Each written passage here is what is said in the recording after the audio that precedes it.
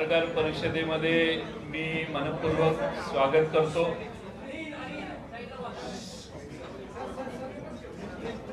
भारतातल्या लोकसभेच्या निवडणुका पार पडलेल्या आहेत आणि आपणा सर्वांना माहितीच आहे की महाराष्ट्रामध्ये पवार साहेबांच्या नेतृत्वाखाली राष्ट्रवादी काँग्रेस शरदचंद्र पवार पक्षाने 10 जागा लढवलेल्या होत्या।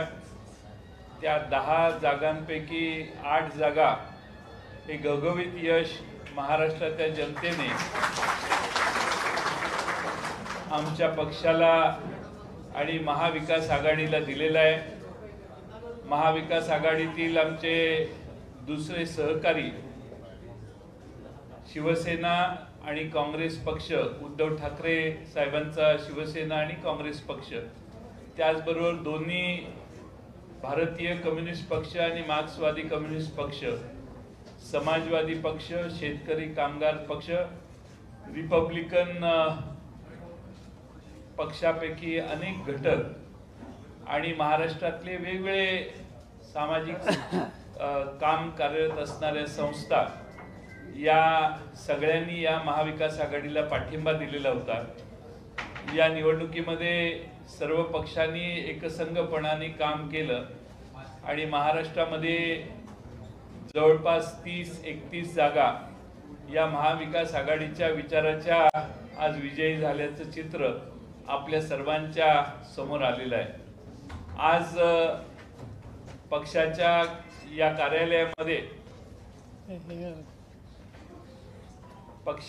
कार्यालयामध्ये महाविकास आघाडीच्या पाठिंब्याने निवडून आलेले आमचे राष्ट्रवादी काँग्रेस शरदचंद्र पवार पक्षाचे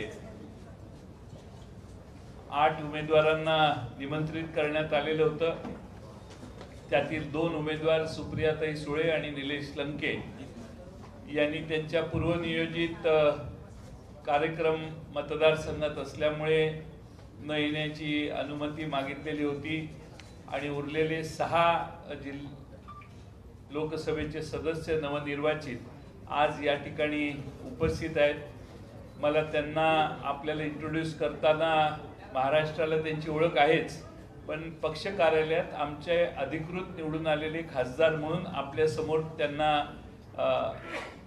आपल्या समोर आणण्यात मला विशेष आनंद होतोय। आदरणीय पवार साहेबांनी अथक परिश्रम घेतले।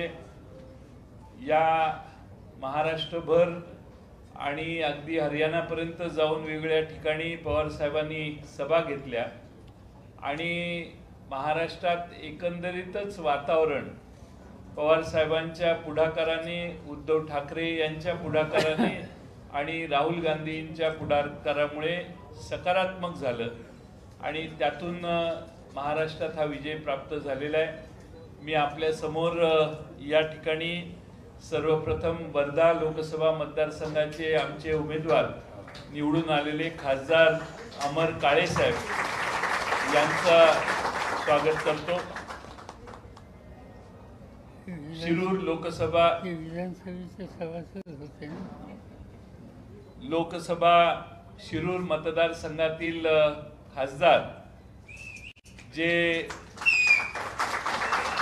सुरुवातीपासून महाराष्ट्रात आणि देशात चर्चेत राहिले निवडणूक सुरू झाल्यापासून आणि त्यांना पाडण्याचा विडा अनेकांनी उचललेला होता, ते डॉक्टर अमोल कोल्हे यांना आपल्या समोर पुन्हा एकदा या ठिकाणी विनंती करतो। तिसरे आमचे खासदार आणि जायंट किलर म्हणेन मी, बजरंग बाप्पा सोनवणे, आमच्या पक्षाला बजरंग बली पावला असं म्हणतात, बजरंग बाप्पा सोनवणेंचं मी स्वागत करतो। महाराष्ट्रामध्ये बीड लोकसभा मतदारसंघ, महाराष्ट्रातल्या जनतेच्या विचाराला एक वेगळी कलाटणी देण्याचं काम आणि महाराष्ट्रामध्ये स्वाभिमानाचा विचार आपण स्वीकारायलाच पाहिजे आणि पवार साहेबांच्या बरोबर आपण ठामपणाने उभं राहिलं पाहिजे। ही भूमिका महाराष्ट्रात अतिशय उघडपणाने आमचे नेते विजयसिंह मोहिते पाटील साहेब यांनी घेतली आणि माढा लोकसभा मतदारसंघ आणि संपूर्ण परिसरात त्या एक वेगळं चित्र निर्माण झालं. ते धैर्यशील मोहिते पाटील हे आज तिथं खासदार म्हणून निवडून आलेले आहेत, त्यांचंही मी स्वागत करतो. त्याचबरोबर भिवंडी लोकसभा मतदारसंघ शेवटी आम्हाला मिळाला. ते सुरेश म्हात्रे बाळ्या मामा ह्या नावाने लोकप्रिय आहेत, त्यांचं मी या ठिकाणी मनपूर्वक स्वागत करतो. त्यांना फार मोठा विजय मिळाला आहे, कारण त्यांच्या मतदारसंघातही तुतारी आणि पिपाणी याची गल्लत झालेली आहे. त्यामुळं मोठ्या मताधिक्यानं ते खरं म्हणजे विजयी झालेले आहेत. आणि महाराष्ट्राच्या आदिवासी मतदारसंघासाठी राखीव असणारा दिंडोरी लोकसभा मतदारसंघ या ठिकाणी एक तालुका राष्ट्रवादी काँग्रेसचा अध्यक्ष म्हणून ज्यांनी काम केलंय करतोय आणि जो शिक्षक पेशातला आहे असे आमचे भास्करराव भगरे गुरुजी यांचं या ठिकाणी मी मनपूर्वक स्वागत करतो. दिंडोरीकरांचे आणि नाशिककरांचे आभार मानले पाहिजेत की साधेपणाला त्यांनी जास्त मार्क दिले आणि सामान्य माणसाच्या हृदयापर्यंत सहजगत्या पोहोचू शकणारा हा आमचा राष्ट्रवादी काँग्रेसचा पवार साहेबांच्यावर निष्ठा ठेवून काम करणारा नेता आज त्या ठिकाणी लोकसभेत गेला. या 6 जणांचं स्वागत करतो. निलेश लंके आमचे 7वे खासदार आहेत. ते त्यांच्या मतदारसंघात आज कार्यक्रम होता आणि आजची भेट काल संध्याकाळी ठरली, त्यामुळे ते येऊ शकलेले नाहीत. अहमदनगर लोकसभा दक्षिण अहमदनगर लोकसभा मतदारसंघातनं त्यांचा मोठा विजय झालेला आहे. त्यांच्या विजयाची देखील महाराष्ट्रभर फार मोठी चर्चा आहे आणि धनशक्तीच्या विरोधी जनता कशी एकत्रित येऊन लढाई करू शकते याचा एक उत्तम आदर्श निलेश लंकेंच्या माध्यमातून आहे. आणि 8वे आमच्या उमेदवार ज्याच्याबद्दल देशभर चर्चा होती की सुप्रियाताई निवडून येणार का नाही याच्याबद्दल सर्व चॅनेल हे डिबेट करायचे आणि त्या डिबेटमध्ये लोकसभा मतदारसंघ बारामतीचीच जवळपास चर्चा होती. त्या सुप्रियाताई आज इथे येऊ शकल्या नाहीत, कारण पूर्वनियोजित मतदारांचे आभार मानण्याचा त्यांचा कार्यक्रम असल्यामुळं त्या सुप्रियाताई देखील आज जरी नाही आल्या तरी त्यांचंही मी या ठिकाणी अभिनंदन करतो. मी आपणा सर्व पत्रकार मित्रांचे देखील आभार मानेन की या प्रवासामध्ये आपण आम्हा सगळ्यांना विशेष साथ दिली. आमच्यावर फारसा कधी अन्याय आपण होऊन दिला नाही.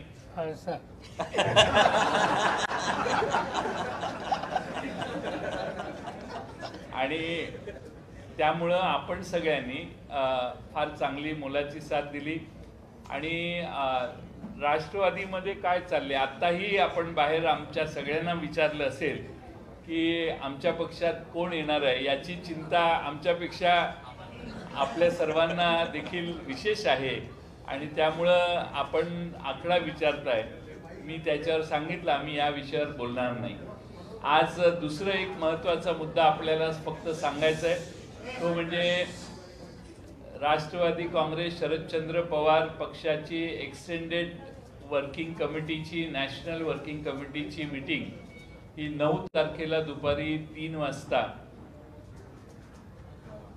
वायबी चव्हाण सेंटरला होणार आहे. यशवंतराव चव्हाण प्रतिष्ठानच्या इमारतीत होणार आहे. त्यात देशातले आमचे वेगवेगळ्या राज्यातले प्रतिनिधी आणि वर्किंग कमिटीमधले सदस्य त्या ठिकाणी त्या दिवशी हजर राहणार आहेत. आणि 10 तारखेला आपल्या सर्वांना माहिती आहे की राष्ट्रवादी काँग्रेस शरदचंद्र पवार पक्ष हा राष्ट्रवादी काँग्रेस पक्षाची स्थापना आदरणीय पवार साहेबांनी केली आणि म्हणून या 10 जूनचं महत्त्व राष्ट्रवादीच्या कार्यकर्त्यांना सर्वात जास्त आहे. आज त्या 10 जूनला येत्या राष्ट्रवादी काँग्रेस शरदचंद्र पवार पक्षाच्या वतीनं हा दरवर्षी साजरा केला जाणारा फाउंडेशन डे अतिशय दिमाखात आणि उत्स्फूर्तपणाने यंदा अहमदनगर शहरात आयोजित करण्याचं ठरलेलं आहे. अहमदनगर शहरात संध्याकाळी 5 वाजता अहमदनगरमध्ये स्वतः खुद्द शरद पवार साहेबांच्या उपस्थितीत हा त्या ठिकाणी फाउंडेशन डेचा कार्यक्रम, जाहीर सभेचा कार्यक्रम हा त्या ठिकाणी होणार आहे. त्याचंही निमंत्रण आपणा सर्वांना आहे. पुन्हा एकदा आपल्या सर्वांनी दिलेल्या सहकार्याबद्दल मी आभार मानतो. आमचे 8ही खासदार लोकसभेमध्ये महाराष्ट्रातल्या अनेक प्रश्नांची तड लावतील, संघर्ष करतील. महाराष्ट्रातल्या कांद्याचा प्रश्न असो, द्राक्षाचा प्रश्न असो, ऊसाचा प्रश्न असो, कपाशीचा असो, सोयाबीनचा असो, संत्र्याचा असो, सर्व महाराष्ट्रातल्या शेतकऱ्यांना न्याय देण्याचा प्रयत्न आमचे खासदार प्रभावीपणाने करतील. पण त्याचबरोबर शहरी भागातल्या लोकांच्या समस्या, महागाई वाढती, GSTची चुकीच्या पद्धतीनं अतिशय टोकाची कर आकारणी, या सगळ्याच गोष्टींवर प्रकाश पाडण्याचं आणि त्यासाठी जनतेच्या वतीनं संघर्ष करण्याचं काम आमचे लोकसभेत खासदार करतील. त्याचबरोबर मी आपल्याला सांगितलेलं होतं की एक्झिट पोलचे आकडे खरे नाहीत, त्यावर विश्वास ठेवू नका. कारण एक्झिट पोलचे आकडे हे शेअर मार्केट मॅनिप्युलेट करण्यासाठी वापरले जातात असा अर्थ आता निघायला लागलेला आहे. आणि मी त्या दिवशी कुणी बोलण्याच्या आधी आपल्याला सांगितलेलं की हे एक्झिट पोलचे आकडे हे देशातलं शेअर मार्केट हे फ्लक्च्युएट होतं, ते वाढत जातं, त्यात बरेच लोक आपला फायदा मिळवतात. मला याची तपशिलात माहिती मिळाल्यावर अधिक बोलेल. पण या एक्झिट पोलला काही अर्थ नाही. जनतेच्या मनात जे आहे तोच निर्णय जनतेनं दिला आणि 10 पैकी 8 म्हणजे 80% जागांवर पवार साहेबांच्या नेतृत्वाखाली महाराष्ट्रात राष्ट्रवादी काँग्रेसने प्रत्येक वेळा दाखवलेला आहे की सगळ्यात मोठा स्ट्राईक रेट हा राष्ट्रवादी काँग्रेस शरदचंद्र पवार पक्षाचा आहे. पवार साहेब ज्या बाजूने असतील त्या बाजूने हा स्ट्राईक रेट चांगला राहिलेला आहे आणि म्हणून 80% उमेदवार आमचे निवडून आले. याबद्दल मी महाराष्ट्रातल्या राष्ट्रवादी काँग्रेसच्या सगळ्या कार्यकर्त्यांचे मनपूर्वक आभार मानतो आणि त्याचबरोबर आमचे सगळे मित्रपक्ष यांचेही आभार मानतो. धन्यवाद.